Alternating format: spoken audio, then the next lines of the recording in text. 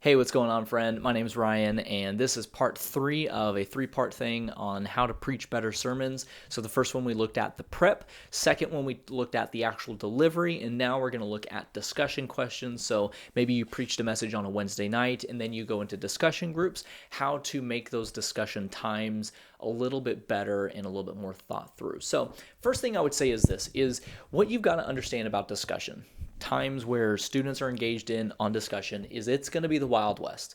It just kind of always is. You kind of have no idea what's going to happen, when it's going to happen, how it's going to happen. There's just a total sense of this could go anywhere at any point in any way. And there's just kind of a sense of like you just kind of have to let it be that. Discussion is just the Wild West, and the more you try to hold total control of the situation, the more frustrating it's going to be and the harder it's going to be. There has to be this sense of like, okay, if it calls for going this far off way, that's okay. We don't have to have total control. It's not like a sermon where we have pre-decided what topics and how we're going to hit things. This is kind of just, it's up to whatever happens. And so but what I do to kind of help keep things sort of in order somewhat, because yes, there is still a sense of order, but you have to be flexible. But what I do actually is on 2 of the 4 Wednesday nights every month, we do a discussion night. And so every other week is one of these. And so what I do is I'll have my message, and usually it's a shorter message, or I try to make them shorter, but as a youth pastor, it doesn't always work out that way. So I try to make my messages shorter, and afterwards we do a discussion. And so what I do every time is I give our leaders these discussion guides. And so really the kind of the flow or the layout of it is at the very top I have the win, which stays the same every time, of why are we doing these discussion nights and what is the win for these discussions.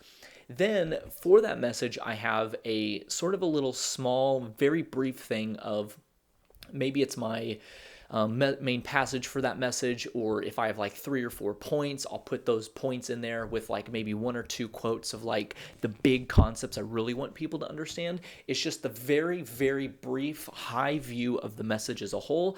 That way, as they're in discussion and it's like, okay, what do you think about point number 2? And it's not like, oh, I actually didn't write that one down, but rather it's right here. I have the points and I have all the little main basic key things that people need to know. So that's kind of that first chunk. And then I have discussion questions. And usually I have about 6 questions that I have. And most of the time, this is for the leader. So that way they have something to rely on if discussion kind of gets dry, or if they're just kind of not sure what to ask about. And so I give this to them a little bit ahead of time. And so that way they can at least read through the questions and kind of know what's going on. And the big thing I find with these questions is the 2 key questions I have in there is the very first question I have is what stood out to you? That is the first question I have all my leaders ask, is just what stood out to you. And that gives me and their leaders sort of a baseline to know, okay, what was sticking to them, what stood out, what was important. And so if everybody's all in agreement of like there's one particular thing that was really important, then you can lean in on that. But if everybody has something entirely different, then you're going to popcorn a lot more. And so it gives you a bit of a gauge of kind of where the conversation very likely might go. Again, you can't have control over everything, so a conversation can flow whichever way, but it gives an idea. And then the very last question I have is a practical question, and I make sure that the very last question that they ask every single time is some variation of, okay, what are you going to do tomorrow about this? What is your little, small, easily attainable step that you're going to do to take action on this? And so maybe we're talking about something about forgiveness one night. And so what's going to be your step? What are you going to do tomorrow to practice forgiveness? And it might be just a really simple thing, but the idea is to make it really simple, really easy, and really practical. And that's what we want to end on for that.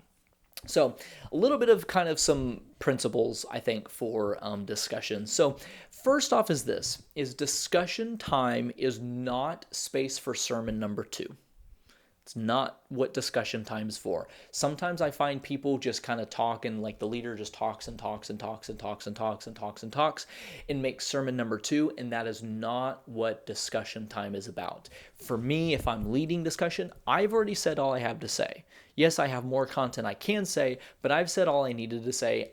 this is not about me anymore. This is now about our students being given space and time to process and to ask questions and to share what they're thinking about what was talked about. So this is not sermon number 2, and this is giving them space to process. And as well, when you're asking students questions and they're given responses, every so often, some more than others, you're just going to get students that just have responses of like, okay, what was important tonight? And they'll just, well, God loves me. Or like they'll just give this really basic, clearly not thought through answer one bit, and it was just clearly an answer to get you an answer so that they move on to the next person. But what I find really helps is, even if it's a kid that's just giving you a dumb response or just a response because that's just what they're supposed to do, challenge your students a little bit. I would say totally challenge them. They're being challenged all day long at school with concepts and things from, topics and things that they're learning in school. So challenge your students a little bit. When they give you a response, like, okay, so what do you mean by that? Actually give them a few seconds to actually process things. There's some times where I'll be at things and a student will give a response and I'm like, well, no, let's actually process that for a minute. Okay, so what do you mean by that? Okay, well, what does that also mean? And how does this actually relate to things? And actually giving them a few seconds to just sit there and think. Sometimes kids will just sit there and think, and they'll actually think for a second, and they'll actually come up with a really great response. And it's like, okay, you actually thought about it now. So now that you're thinking about it, then it kind of turns something into where they're engaged a little bit more, and they're a little bit more kind of going in on kind of what's happening. And so that's one thing, is don't softball these kids. Don't let them just, here's a response for response sake. Challenge them a little bit. Get into their mind, help them understand what's being talked about. And then also another little principle is when it comes to rabbit holes, because again, you can't control discussion, but there's a certain wisdom to allowing rabbit holes to happen, but being conscious of how they're happening. And it's such a case-by-case thing that's really hard to give much, like, here's a little thing you do, but be okay with rabbit holes. They will inevitably happen, and it's totally okay. And sometimes, interestingly enough, I have found that when a rabbit hole happens, there's some point in it when something happens and it totally clicks and everybody engages. And then you take that engagement and then you turn that into another question. And you turn that into, okay, now we have some momentum here. Let's get back on track and let's bring this momentum in. And I'll also say this is another really interesting thing, is times of discussion I find totally depend upon just the mood of the kids. Sometimes you will just have nights where kids they will talk for an hour and a half, 2 hours, and it won't feel enough. And some nights it's like you have your 6 questions or whatever it is, and you feel like you are not getting anywhere because they have talked a total of 10 words throughout an entire 6 question set. And so some nights it just depends on the mood of the kids, and it has nothing to do with you. What I found is really interesting is you can have a whole church service planned, like a whole youth service planned, where you have an incredible song set list, a fun game that everybody loves, an incredible message, and an incredible response given. And some nights it just, because of the mood, school was tough, the weather was bad, whatever it is, just the whole general vibe is just lethargic and just whatever. And so you can have the best service planned out in the whole entire world, and kids it's just whatever, and kids aren't really all that interested, and they're just kind of whatever, and it is what it is.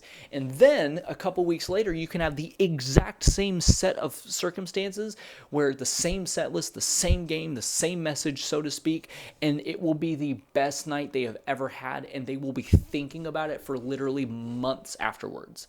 It just so depends upon the students, and it's such an interesting phenomenon. Puberty, teenage time is that time where their emotions are just all over the place, and that kind of reflects in how our services run. Some weeks are just great because the kids are just in a great mood, and some weeks are just because the kids just aren't in the mood. But how you can mitigate that, and now, although this is not part of the discussion, this is a freebie for you. How you can mitigate that is having a leadership team that understands that they're a thermostat, not a thermometer. And so you can change the vibe of the room as your leaders engage and as they bring energy, and as things happen, you can shift it. depending on how many leaders you have and things like that, you can. But just know that it totally depends on the mood of the kids, and it totally depends on just how the night is and how they are. It plays a bigger role than I think we think it does.